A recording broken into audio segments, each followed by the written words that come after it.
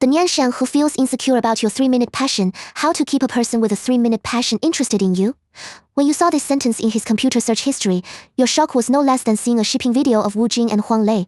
You looked up and happened to see him holding that little usagi spoon you insisted on buying before stirring his coffee.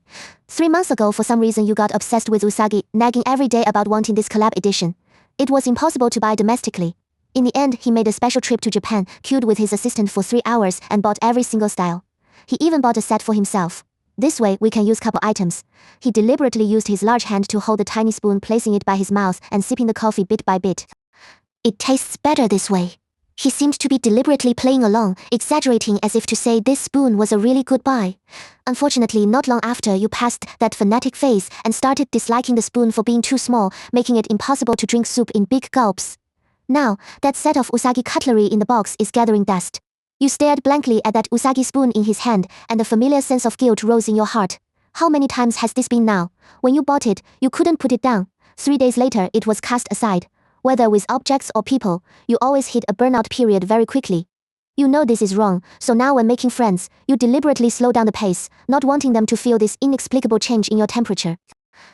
Getting tired of the old and craving the new with objects is still within the normal range of understanding, but you can't do that to people. Dating is even more so. At the beginning of every relationship, you feel the other person is good at everything, and every little move seems especially cute. But when familiarity replaces novelty, you also feel at a loss, always needing a bit of time to adjust your mindset. This periodic burnout is only temporary. Just like how the tide always ebbs and flows, you would rather be quiet for a while, wait for that inexplicable sense of alienation to dissipate naturally, and then face things again in your best state. But he is different. He just likes to take out those little things you threw into some forgotten corner every now and then, and use them. So at home, you can see the scene of a grown man walking around holding these little trinkets. He walked over with a coffee, and you casually closed the laptop. What do you want to eat tonight? Western food? He reached out to rub your hair. When you first got together, you really liked him touching your head. Back then, you would even deliberately rub against his palm, and he would stroke your hair strand by strand. You felt very safe and comfortable. Now, for some reason, you feel a bit irritable. Sometimes it's because you don't want your freshly styled hair messed up by him. Or maybe it's because you didn't wash your hair yesterday and the top is oily and you're afraid he'll notice. Of course, today you belong to the latter category. You quickly turned your head, thinking you had dodged his hand without leaving a trace. Actually, behind your back where you couldn't see, his fingers froze in mid-air for a few seconds. Finally, he slowly lowered them, pulled them back to his side, grabbed the hem of his clothes, and rubbed them helplessly. I have a dinner date with a friend tonight, so I won't be eating at home. You said this sentence quickly. When you turned around, you saw him standing there in a daze, his right hand awkwardly stuffed into his trouser pocket. I went out of my way to learn a new way to cook steak. His cooking skills are very good, especially Western food. I guess he said this because a while ago you mentioned wanting to have a candlelight dinner together. I bought a Wagyu, it's very fresh. It cooks very fast, 20 minutes is enough. Do you want to eat a little bit first? Your hair was greasy, hanging heavy on your scalp, making you feel like it weighed 1,000 pounds. You just wanted to wash your hair quickly and leave. No need, I still have to wash my hair. I won't make it in time. His lips opened and then closed. He turned around and went to the bathroom to adjust the water temperature for you. You opened the wardrobe to look for that blue dress you bought a few days ago, only to find you forgot to hang it up and the skirt was wrinkled. You sighed and threw it back onto the bed. When you came out with wet hair, that dress was already lying flat in the center of the bed, the creases on the skirt ironed meticulously. He put away the garment steamer and smiled, raising the hairdryer. He used to be the one to blow-dry your hair. You felt a bit reluctant to reject his kindness, but for the sake of this dress, you originally planned to blow-dry a nice hairstyle for yourself. You took the hairdryer from his hand. I'll do it myself today, I want to change my hairstyle. His hand stopped in mid-air, and the smile on his face dropped a bit. You blow-dried your hair in front of the mirror. Out of the corner of your eye, you saw him pacing back and forth behind you, opening your cosmetics drawer and placing foundation, concealer, and loose powder boxes one by one on the counter. Then he went to rummage through your jewelry box, necklaces and bracelets clinking together. Do these earrings match your dress? He held up the pearl studs he bought for you, his fingers lightly touching your earlobe. You were focused on curling your bangs. Startled by the sudden touch, your hand trembled and the curling iron almost burned your forehead. Tisk, stop moving for a second. You impatiently pulled the plug of the curling iron. I can't concentrate with you hovering around. Oh, okay. The arm holding the pearl earrings slowly dropped down. He silently retreated to the beanbag sofa in the corner of the room and curled himself into a ball. You finished curling your hair and changed clothes. You spun around twice satisfied in front of the floor-length mirror, then turned your head and only then noticed the low pressure in some part of the room. Realizing that you had been rejecting his closeness all along, you felt soft-hearted. You walked over, bent down, and rubbed his slightly furrowed brow. I might be back late, don't wait for me. He raised his head and stared at you blankly for several seconds. Sensing that he might want to say something, you deliberately stood still in front of him and waited for a while. But in the end, he just nodded gently. Stay safe. In the restaurant, you were chatting happily with a friend you hadn't seen in a long time. The friend had just returned from abroad and had barely settled in at home before eagerly making an appointment with you. Her face still carried lingering fatigue, but fortunately, her spirits were very high. My boyfriend said he's coming to pick me up later. You should still remember him, right? Of course you remember, it was his boyfriend who organized the gathering back then and introduced you to your current him. That day you were 15 minutes late. When you hurriedly pushed open the private room door, you saw him at a glance. He was wearing the simplest white shirt, lowering his head to pour tea for everyone. When he heard the noise, he looked up and smiled at you, really good looking. That was your impression of him at first sight. It's just that the whole evening he was taking care of everyone, including you, helping you unwrap the cutlery packaging, handing you wet wipes. Knowing you don't like cilantro, he would quietly pick the cilantro you didn't like into his own bowl. Such a thoughtful man is 80% a player. You almost immersed yourself in this man's tender trap, but that sentence in your mind really gave you a jolt. No way. Your friend laughed after hearing your story. My boyfriend said he's usually so cool and distant, but that day he was acting weirdly abnormal. Her boyfriend had teased him about it for weeks too. She took a sip of red wine. I heard he started asking about the dress code a week early just to make sure you'd come. He even changed 3 times and asked my boyfriend which one looked best. You suddenly thought of the shirts hanging neatly in the closet at home. You rarely saw him in other styles. Only when he was dating you would he dress up like a peacock. You knew how special you were to him. But what about you? Was he special to you? The restaurant glass reflected your dazed expression, your earlobes empty and bare. You subconsciously touched your ear, remembering how he had held the pearl earrings, looking at you with anticipation while you were getting your hair permed. The waiter brought over the dessert and set it down. Compliments of that gentleman. You looked in that direction. Your friend's boyfriend was on the phone not far away. Coincidentally, your phone screen lit up at the same moment. Are you almost done? Do you want me to pick you up? Instantly, guilt and frustration intertwined in your heart.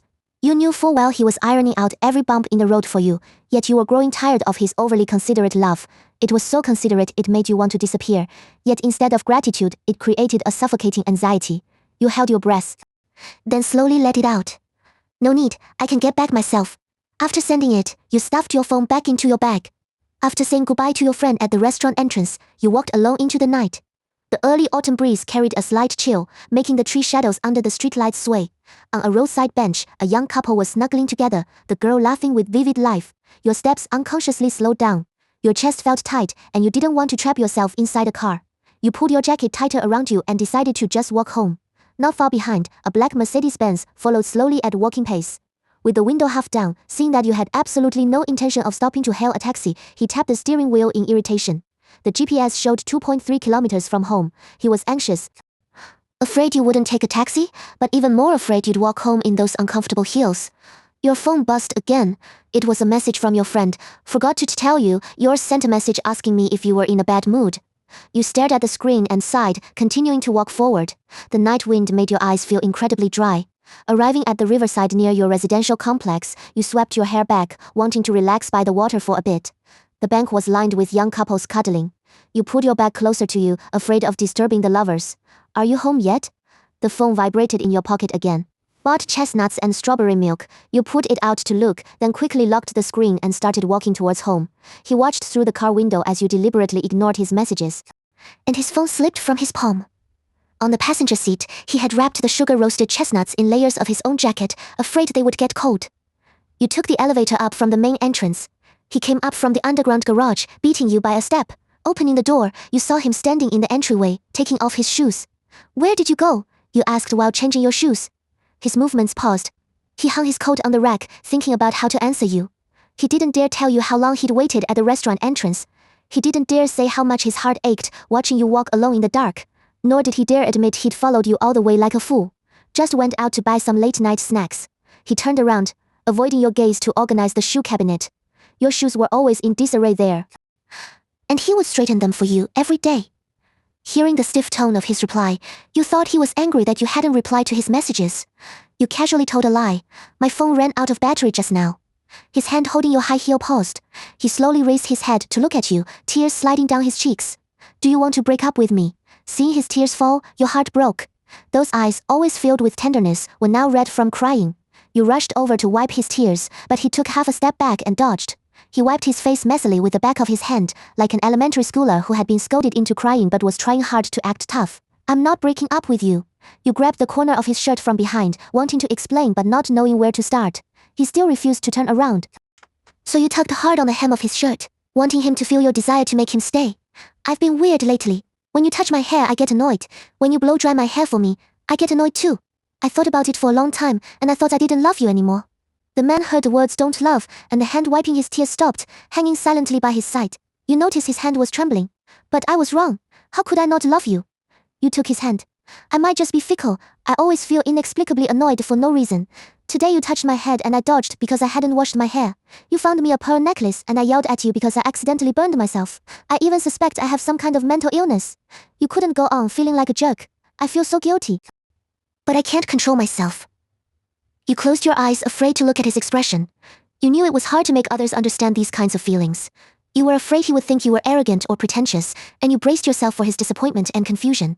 After a long while, you felt him take a deep breath. Then that breath slowly and warmly brushed across the top of your head. It was him gently kissing your forehead. Look up at me. His voice still choked with sobs, but he sounded much more relieved than before. You looked up timidly. He was looking at you with heartache.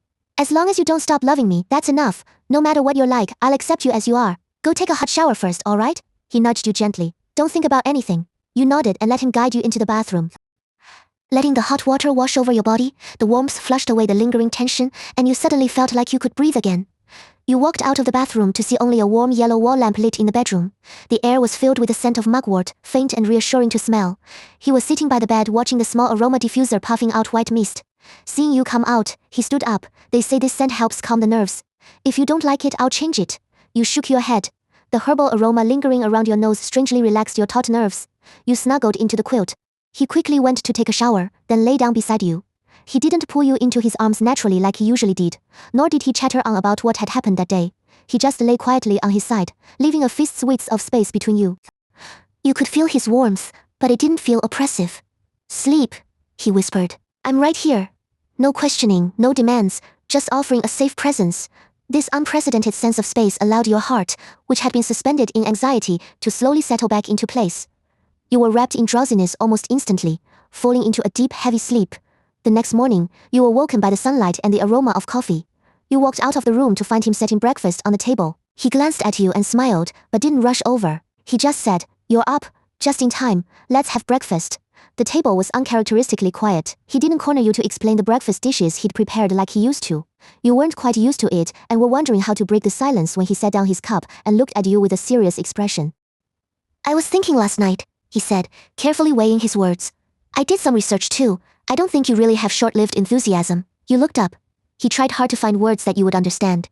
It's just that your nerves are more sensitive than other people's. You take in so much information that you need to regularly clear your mind to keep your nervous system from overloading. His analogy was precise, perfectly capturing that exhaustion and irritability, as if you were separated from the world by a layer of frosted glass that you could never quite put into words. This isn't your fault, he said with great seriousness.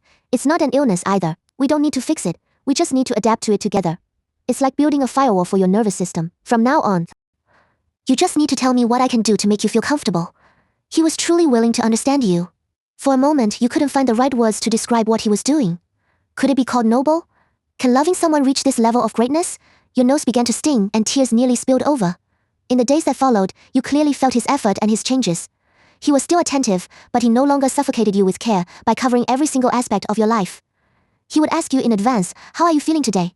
Sometimes you would feel too embarrassed to answer, and he would just smile with understanding and casually hand you a piece of candy. Sometimes his hand would subconsciously rise, wanting to rub your hair like before, but it would always stop abruptly halfway, and then he would withdraw it somewhat sheepishly.